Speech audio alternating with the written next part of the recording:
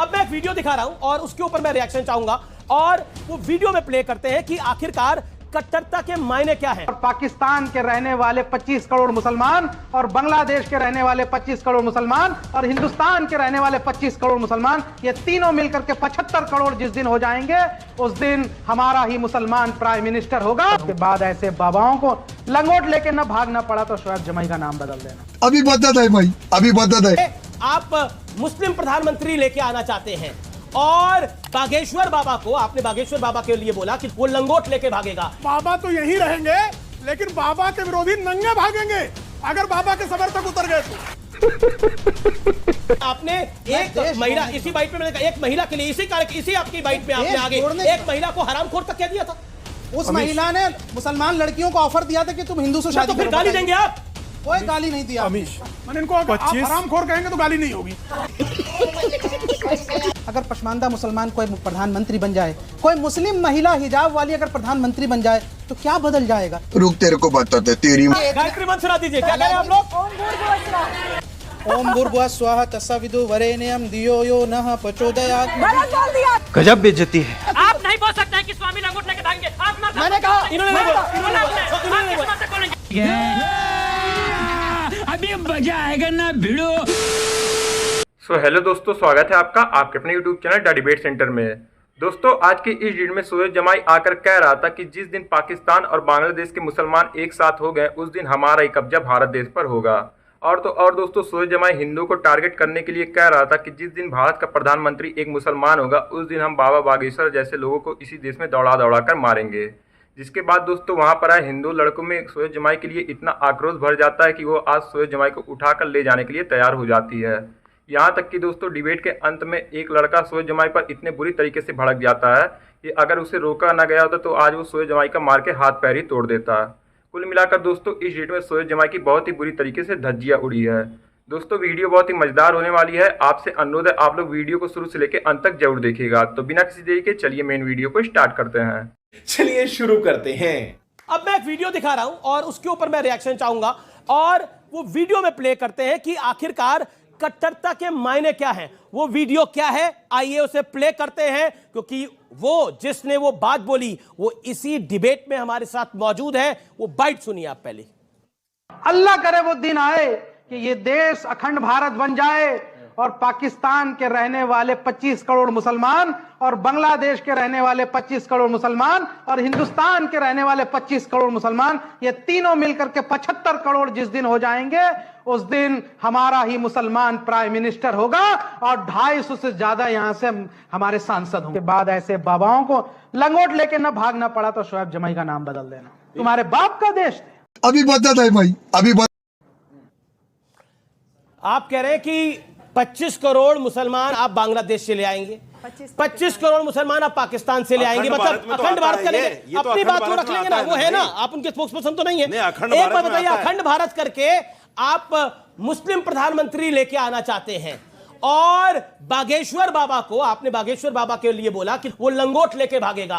एक हनुमान भक्त लंगोट लेके भागेगा और मुसलमान प्रधानमंत्री होगा और आप कट्टरता के साथ नहीं है। ये कितनी गहरी कट्टरता है डॉक्टर शोएब जमाई? नहीं, ये बिल्कुल वही बात है जो एक स्थानीय पत्रकार ने मुझसे पूछा कि बाबा बागेश्वर अखंड भारत बनाना चाहते हैं और आरएसएस अखंड भारत की बात करती, क्या आप उसका समर्थन करते हैं?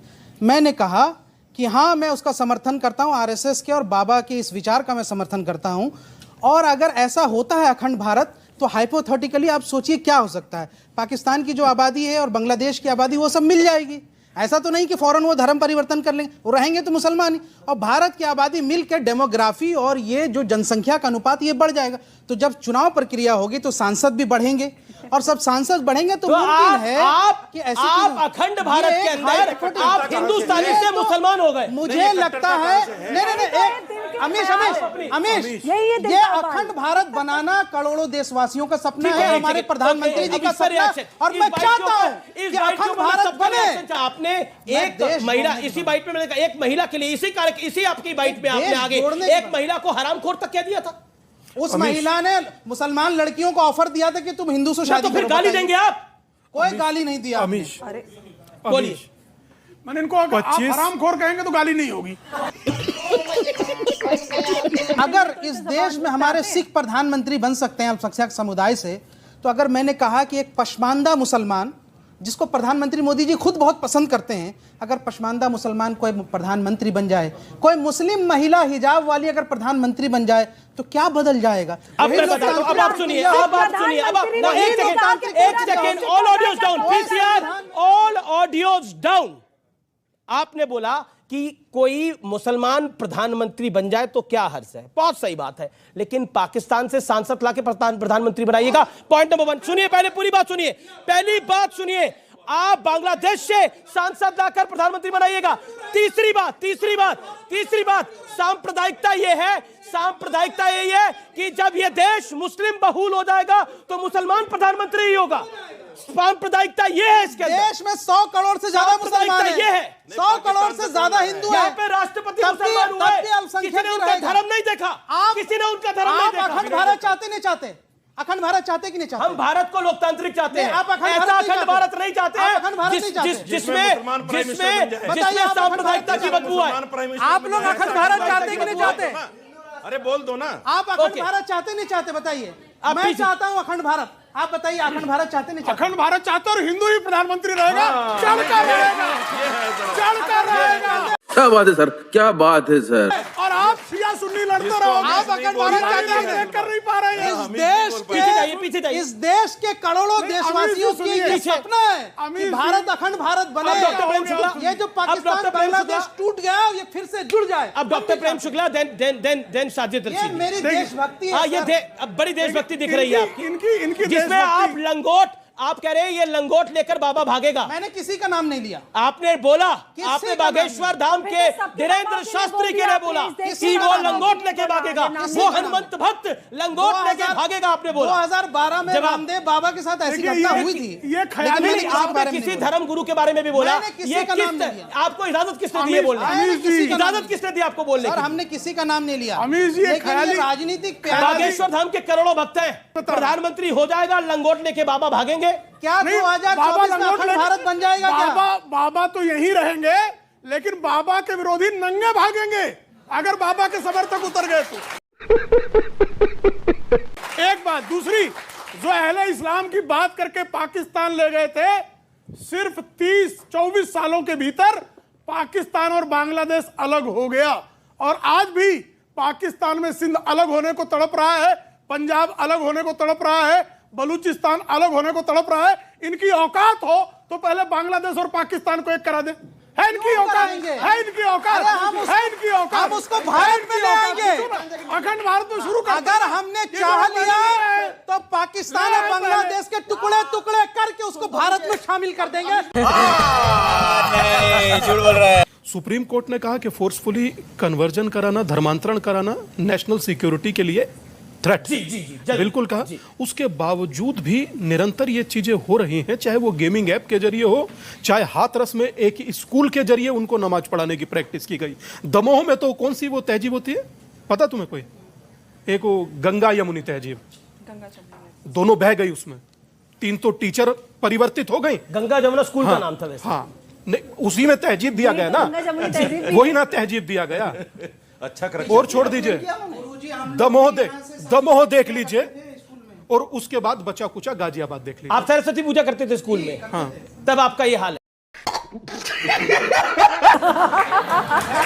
चलिए अब आप, और हमारे स्कूल में हवन भी होता था। पब्लिक डिमांड आ गई, गायत्री मंत्र सुना दीजिए। अब मैं क्या बोलूं उनको? गायत्री मंत्र सुना दीजिए, बोल रहे हैं। देखिए, गायत्री मंत्र सुना दीजिए। क्या कह रहे हैं आप लोग? स्कूल छोड़े हुए इतने बरस हो गए, लेकिन मुझे थोड़ा याद है, मैं सुना रहा हूँ। सब्र रखिए, ज्यादा चीयर लीडर मत बनिए, सुन लीजिए। ओम भूर्भुवः स्वः तत्सवितु वरेण्यं धियो यो नः प्रचोदयात्। गजब टूबीबाज आदमी। मेरा सवाल है कि जो औरंगजेब को सपोर्ट कर रहे हैं, जिसने 1 लाख से ज्यादा हिंदुओं की हत्या की है, जिन्हें सपोर्ट करना है वो चले जाएं, जो पड़ोसी मुल्क बना है वहां पे चले जाएं। बात तो सही। देखिए, भाई ने कहा पड़ोस में चले जाओ। पड़ोस में आपको पता है प्रधानमंत्री जी औरंगजेब की नस्ल जो बेटे और औलाद की बात करें ना, उनकी मजार पे प्रधानमंत्री जी गए थे, शादाब सुन लीजिए, शादाब नहीं गया था। दूसरी बात यह है कि शकुंतला बेटी का इंसाफ पढ़िए। तीसरी बात, शकुंतला बेटी पता नहीं कहां चला रहे हैं। सर आपने बोला अभी जो भी बोले ये औरंगजेब वाला उन्हें गिरफ्तार करवाइए, आप ही का एक इंसान को छोड़ के वो उन्होंने अभी बोला, हाँ उन्होंने बोला औरंगजेब बादशाह थे, उनको मानना चाहिए, आइडियल है। आप बताइए गिरफ्तार करवाएंगे आप उनको? गिरफ्तार नहीं बोला, आइडियल नहीं बोला मैंने। आपने बोला बादशाह है वो, बादशाह थे, हाँ इतिहास का हिस्सा है। हमारे नहीं थे, हमारे नहीं थे। पहली बात तो हमारे बादशाह लूट के गए, हमारे बादशाह नहीं हो। पहली बात तो गिरफ्तार करवाइए उनको अभी के अभी। वो कह रहे हैं कि हमारे बादशाह नहीं है, जो देश लूट के गए वो हमारा बादशाह नहीं है। लूट के गए, कहीं नहीं गए, गलत अफवाह फैलाई गई है। अच्छा, जल्दी हमारे यहाँ महाराणा प्रताप शिवाजी और भगवान राम, उन लोग अपने माता पिता का बात मान के जंगल में गए, वहां पे तपस्या किए। लेकिन आप बता रहे हैं जो औरंगजेब जो अपने पिता का सर कलम करता है तो उन्हें सिखाया था, और आपके यहाँ आपके मौलवी सिखाते हैं कि आतंकवाद को बढ़ावा दो, तुम्हें 72 उड़े की जन्नत मिलेगी। लेकिन सुनिए, हमारे हमेशा ऑन द रिकॉर्ड होता है, हमेशा सुनिए हमेशा ऑन द रिकॉर्ड होता है कि 72 हुरे की जन्नत मिलेगी। ये 72 हुरे की जन्नत है क्या? 72 हुरों की जन्नत है क्या? नहीं, सुनिए आप सुनिए भाई, मेरे रिलीजियस फेथ पर आप डिस्कशन मत करिए, आप रिलीजियस एक्सपर्ट नहीं है। सुन लीजिए। अरे भैया आप नहीं बोल सकते हैं कि स्वामी लंगोट लेके भागेंगे। आप मैंने कहा, इन्होंने बोला। अगर आप हम पे सवाल खड़े करेंगे तो हम भी आप पे सवाल खड़े करेंगे। ये हुई ना बात। भारत में रहने वाला कोई मौलवी साहब अगर वो कहे कि हम कोई इस्लामिक राष्ट्र बनाना है, ऐसे मौलवियों को भी अपना पजामा छोड़ के भागना चाहिए। और अगर कोई कहे कि हम भारत में यहाँ से हिंदू धर्म के बुनियाद पर एक राष्ट्र बनाएंगे, वो भी एक देशद्रोही बयान है। आप खुद बाइट दे रहे थे तो आपको पजामा छोड़ के भागना चाहिए क्या? क्यों? हम अखंड भारत, खुद बाइट दे रहे थे थोड़ी देर पहले। भारत की बात कर रहे हैं। थी आपकी, क्या बात? आपकी तो खुद बाइट थी अभी थोड़ी देर पहले। आपकी खुद बाइट थी कि 25 करोड़ वहां से आएंगे, 25 करोड़ यहाँ से आएंगे, 25 करोड़ हिंदुस्तान के हो जाएंगे और बन जाएगा मुस्लिम प्रधानमंत्री इस देश के अंदर। तो पजामा आप छोड़ेंगे? ये पजामा छोड़ेंगे?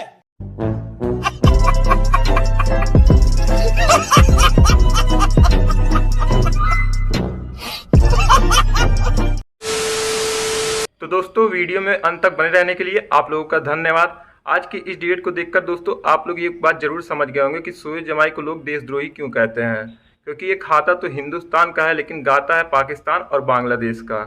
तो दोस्तों उम्मीद है वीडियो आप लोग को पसंद आई होगी। अगर दोस्तों आप लोग को ये वीडियो पसंद आई है तो वीडियो को लाइक करके चैनल को जरूर सब्सक्राइब कर लीजिए, और इस डिबेट के बारे में आपकी जो भी राय है हमें कमेंट करके जरूर बताइए। तो मिलते हैं दोस्तों आपसे एक और नए धमाकेदार डिबेट वीडियो के साथ। तब तक के लिए आप अपना और अपने पूरे परिवार का ख्याल रखिए। जय हिंद, जय भारत।